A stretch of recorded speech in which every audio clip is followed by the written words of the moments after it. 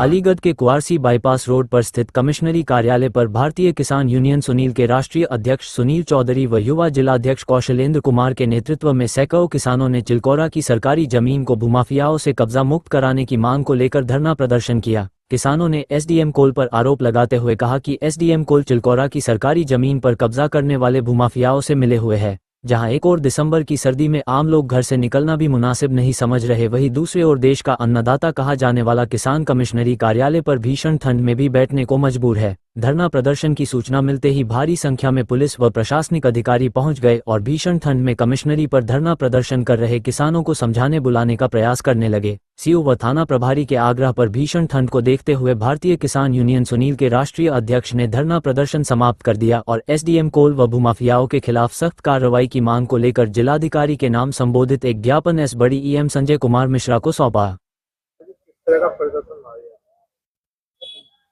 ये गांव चिलकोरा की सरकारी संपत्ति को लेकर लगभग 2 साल से हम लोग संघर्ष कर रहे हैं।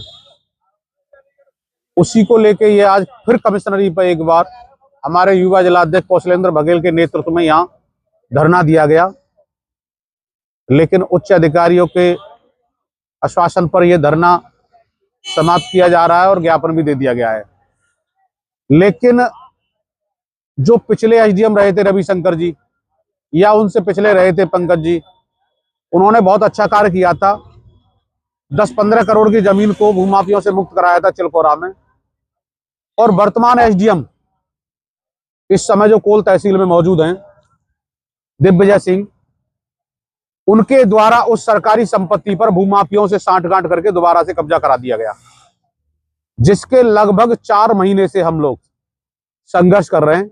लेकिन अभी तक किसी भी अधिकारी के कान पर जू नहीं लगी है।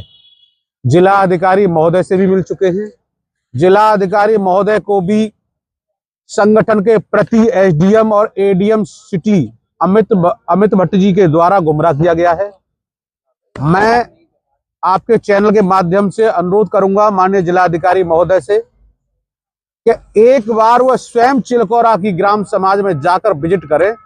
दूध का दूध, पानी का पानी हो जाएगा।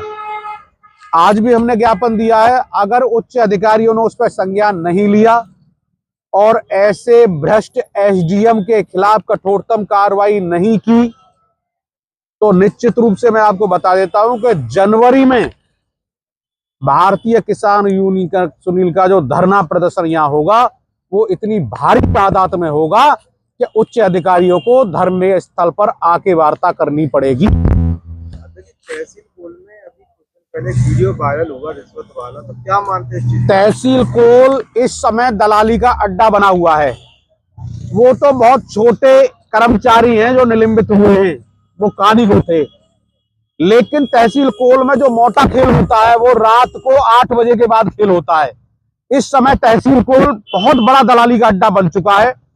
मैं आपके चैनल के माध्यम से माननीय मुख्यमंत्री महोदय से भी अनुरोध करूंगा कि अगर तत्काल उन्होंने संज्ञान नहीं लिया तहसील कोल पर और ऐसे एसडीएम को तत्काल यहां से नहीं हटाया या निलंबित नहीं किया तो यहां किसान, गरीब, मजदूर और अधिवक्ताओं को भी न्याय नहीं मिल रहा है। कोल तहसील में जब से इन्होंने चार्ज लिया है, किसान तो पीड़ित है ही बेचारा, लेकिन वहां इनका इतिहास उठा के देख लीजिए, 4 महीने का या 5 महीने का सबसे ज्यादा इनके कार्यकाल में हड़ताल हुई है। अधिवक्ता भी इनसे परेशान है।